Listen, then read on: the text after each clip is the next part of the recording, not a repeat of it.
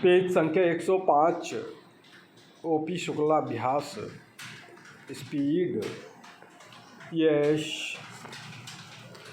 अध्यक्ष महोदय, मैं आज ऐसे विषय पर बोलने जा रहा हूं जो देश के सामने एक बहुत बड़ी समस्या बनी हुई है। आजकल कृषि पर बहस चल रही है। मैं इस बहस को बहुत ध्यान से सुन रहा हूँ। कई लोगों ने तो सरकार की बड़ी प्रशंसा की है कि वह बहुत अच्छा काम कर रही है। मैं मंत्री महोदय से एक सवाल करना चाहता हूँ। मार्च में मंत्री महोदय ने एक प्रश्न के उत्तर में कहा था कि 2 साल में हमारा देश आत्मनिर्भर हो जाएगा। मैं जानना चाहता हूँ कि ऐसा कहने के पीछे उनका क्या आधार है। कौन से उनके पास ऐसे सबूत हैं जिनके आधार पर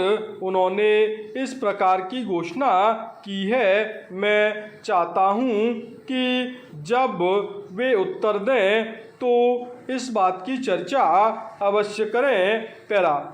सभापति महोदय, आप जानते हैं कि इस देश में 80% लोग खेती करते हैं और उसके बावजूद आज हमारे देश का सम्मान दूसरे देशों में बिल्कुल नहीं है। आज हम दूसरे देशों में भिखारियों के नाम से पुकारे जाते हैं। अपने देश में जहां 80% लोग खेती करते हैं, हम भोजन के मामले में भी आत्मनिर्भर नहीं हुए हैं। इसके कुछ कारण हैं। जिस समय देश स्वतंत्र हुआ उसी समय से इस सरकार ने कुछ गलतियां की हैं, जिसका परिणाम यह हुआ है कि आज 60 साल के बाद भी हम आत्मनिर्भर नहीं हो सके हैं। इसका सबसे बड़ा कारण यह है कि हमारे